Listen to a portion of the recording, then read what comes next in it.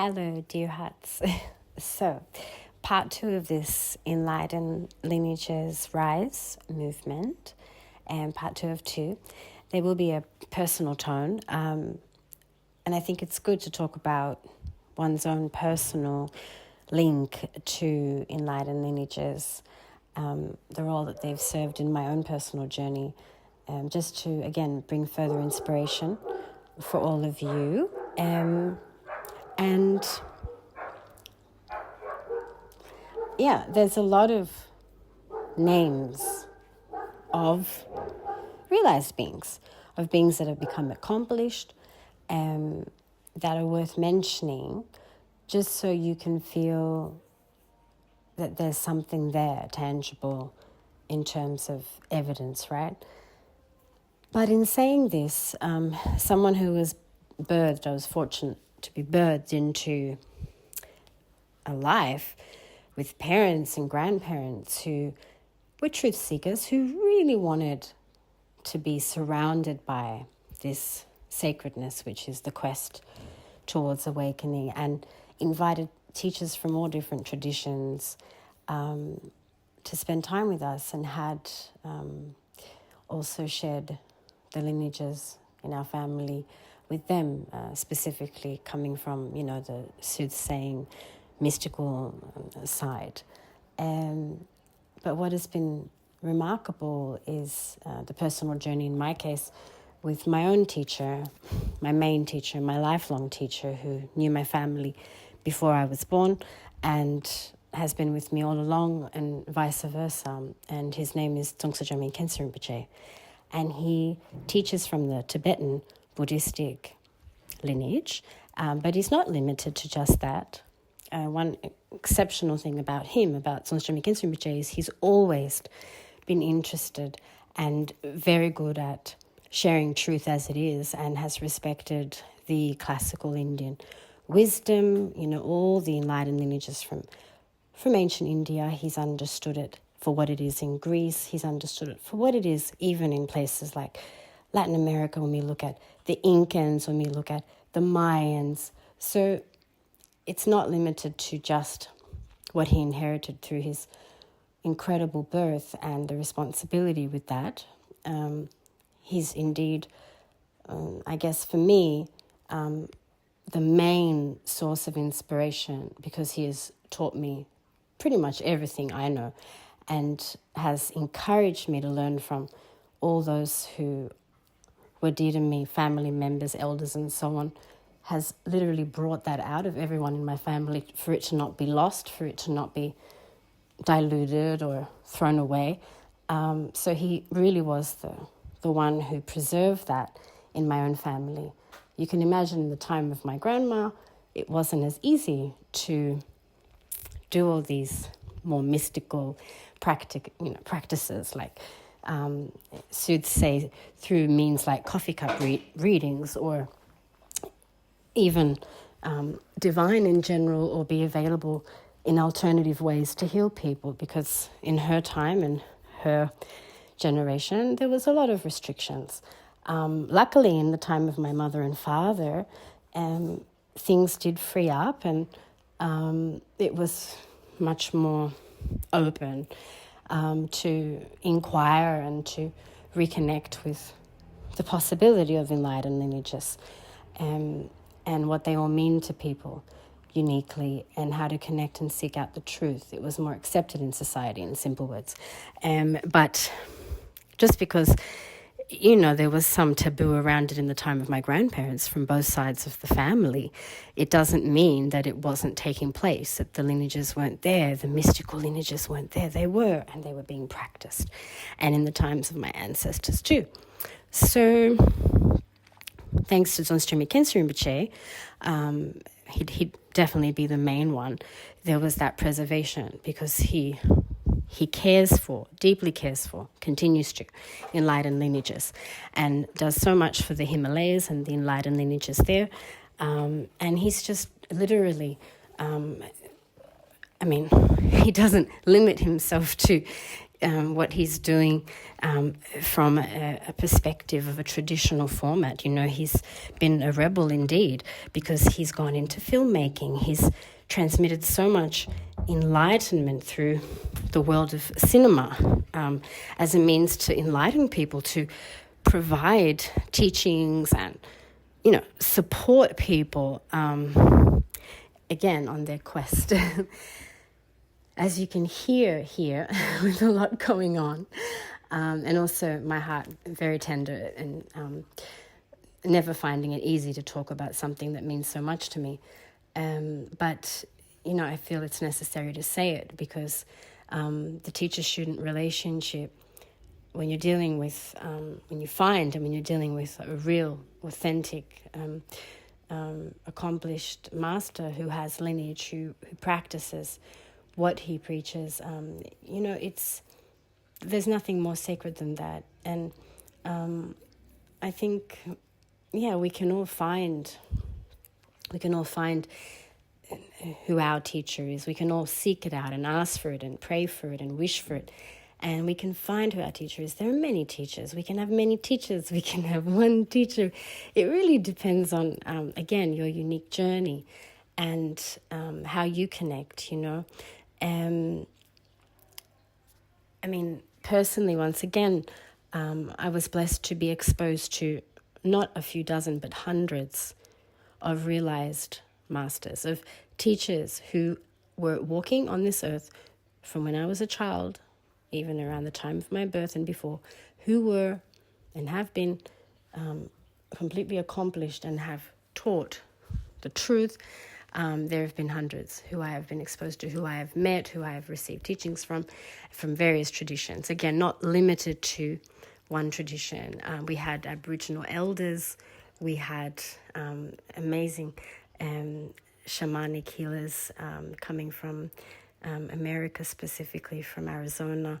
We had, growing up, so much linked to, of course, the ancient Greek tradition. We have people, even until now in our family, who continue this mystic quest, being a mystic and having infinite exposures to Tibetan Buddhistic lineage holders and masters who are exceptional, because a lot of what they have, because, Tibet was protected for such a long time, it was closed away from the world, was really unbroken and untouched, not an easy place to get to. So, it wasn't spoiled. And the language itself, the Tibetan language, another thing too, comes from enlightened wishes, aspirations. It's an enlightened language. So the reason why it was created was because there was a need to basically teach the enlightened truth, and they needed to form a language to do that, and that's how Tibetan was birthed. So it's coming from enlightenment. It's birthed based on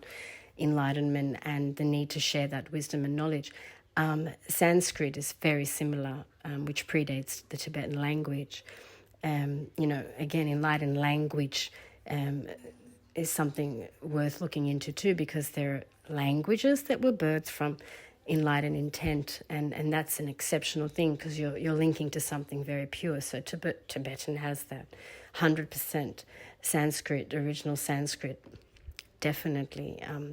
Ancient Greek, yes, quite a lot, if you go to the origination of the language and what that can offer and the grandness of what it can mean, so these are just some side notes. But I feel that, yes, I feel very blessed, because the world of Tibetan Buddhism, and all the teachers that I've stumbled across, and we're very blessed, to receive so many teachings from. It's amazing, because I put them in such high regard in my heart, because they really do have unbroken lineages, and they uphold something so profound that is, still intact 2,600 years later.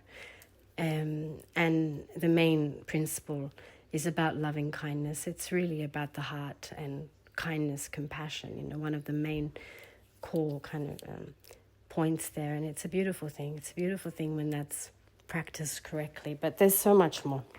So, yeah. Yeah, but in saying this,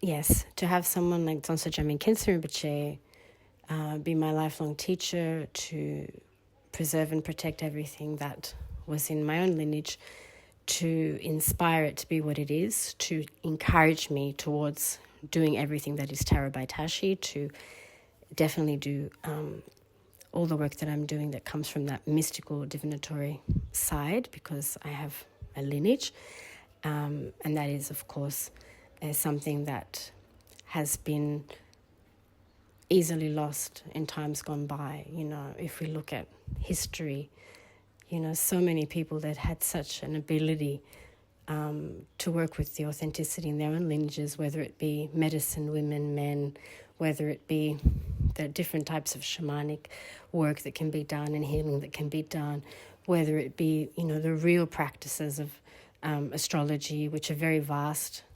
You know, there are over 88 practices, over 88 recorded currently practices, but there are much more. It's a very, very elaborate dimension, astrology, especially before it was separated from astronomy, when they were actually one once upon a time. So, you know, imagine in the not too distant past, all this was made to kind of dissolve and in an aggressive way. In fact, it was destroyed, a lot of it, you know. So, and now you see that there's so much that in the few hundred years gone by, that was completely locked away, destroyed, suppressed, cut down, you know, in such wicked ways. You can see right now in these times of the value that it has, and it's just one more way of saying that, again, you know, if we're interested in the inner world, if we're interested in something on that deeper level that we know is there, that we can't seem to figure out what it is, but there's something deep within it, and it keeps on nagging at us because it somehow wants our attention. It's a really good sign. It means that your truth, right, and truth itself is knocking. It's knocking for you to open it up, to explore it, because we all have it. We all have that. It's all part of us, and we're all entitled to seek it out, to want it. And so I'm probably going to remind you now as well, I recently did a talk on the lives and liberations of Princess Mandarava, a realized being, an accomplished, awakened manifestation of the sacred feminine. There have been many accomplished, awakened manifestations of the sacred feminine. Now, she is primarily known to be from India, from the Himalayas, lower Himalayas, and Indian, just to put it simply. But there are many, not just in India, but also all over this earth, who are females who have become awakened, who have become accomplished, and of course there are many men too.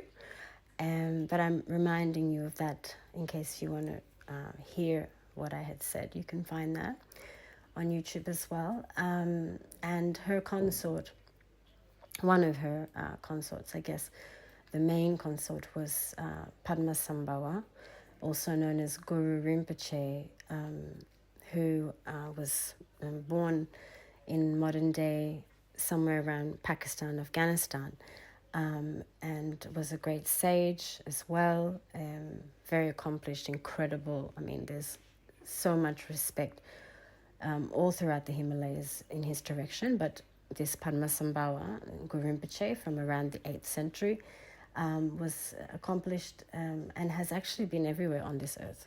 There's no doubt there. So yeah, there's a lot to look into, you know.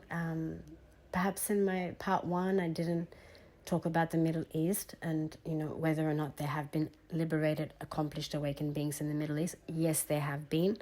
The sad thing is, though, as you can imagine, in places like the Middle East, in the modern world, where there's been a lot of construction and deforestation and so on, a lot of evidence just gets destroyed, and you won't find it as easily.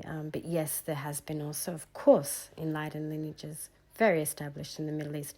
If we look at ancient Gandhara in Pakistan, for example, and all the awakening that happened there, so many travelers would write about that kingdom, the ancient Gandharan kingdom.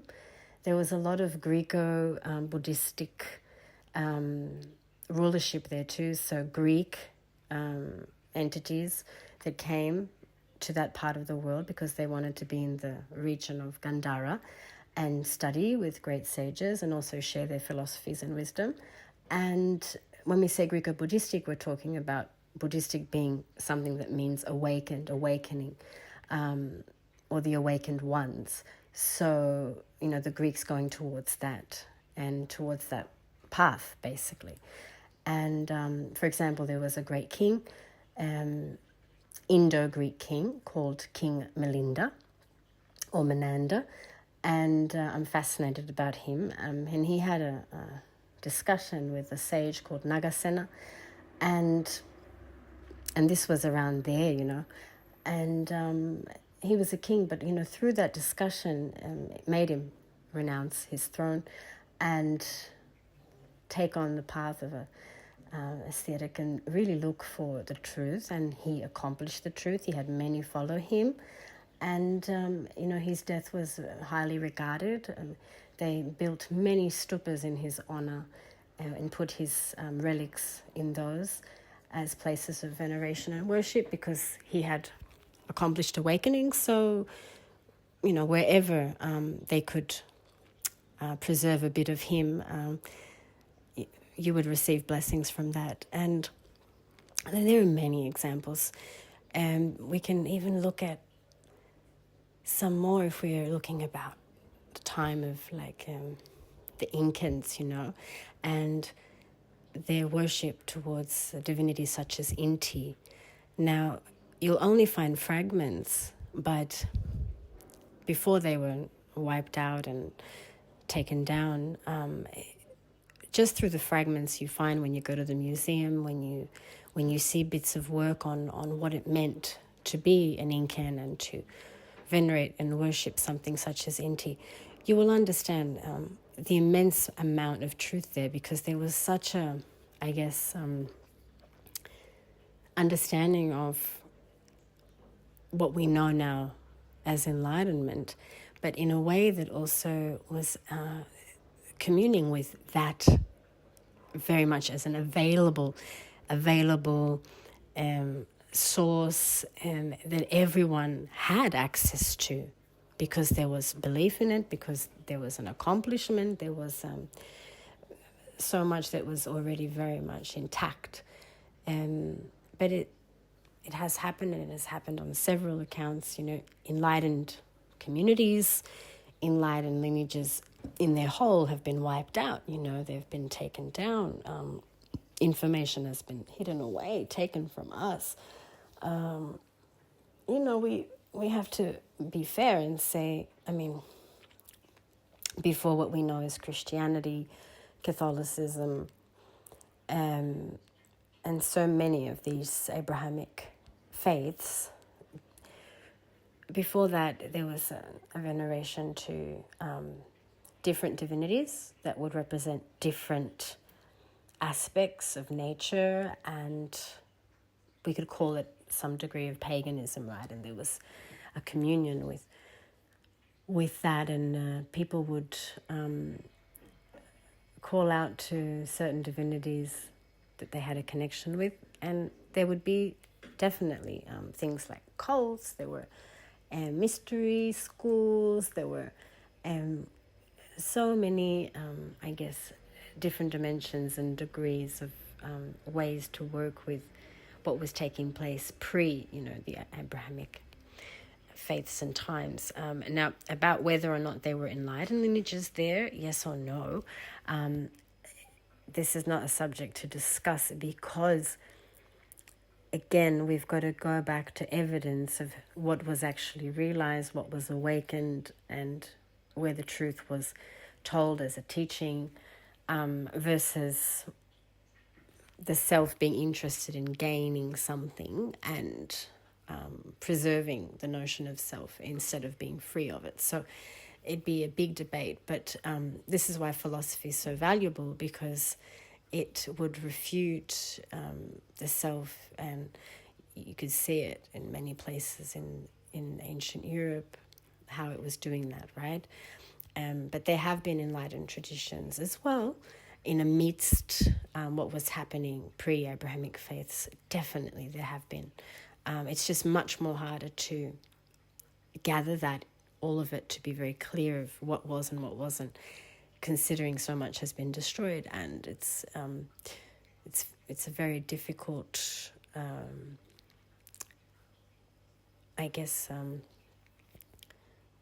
journey when we're dealing with bits and pieces. But as I said in part 1 and also in part 2 of this, we're very fortunate because we still have unbroken lineages and realized and accomplished great awakened teachers that are with us today. So I do trust with all my heart that you will all really, you will find your journey, your way, your teachers. You will also find the way that is best suited to your unique contribution. And the fact that you're doing it for everyone, not just yourself, and you have that altruistic, hearty and sincere approach, you won't be able to fail. If you're seeking out truth, if you really want the truth, you'll find it. You just have to keep those aspirations constant, and know that it's all available now as well. The best thing about the truth, and anything linked to the lineages of the truth, anything linked to enlightened lineages, yes, so much has been destroyed, so much has been taken down, so much has been lost, so much has been, ruined over and over. But the truth can't be ruined, you see, and we will have access to it if we want it. And that's just how it goes. So there'll always be a way. And if you want it, you'll find it. Your true seeker's quest will take place. It will happen if you sincerely are longing for it, because you really want to help people, you want to help beings, you want to help yourself. You're yearning for something greater than the ordinary,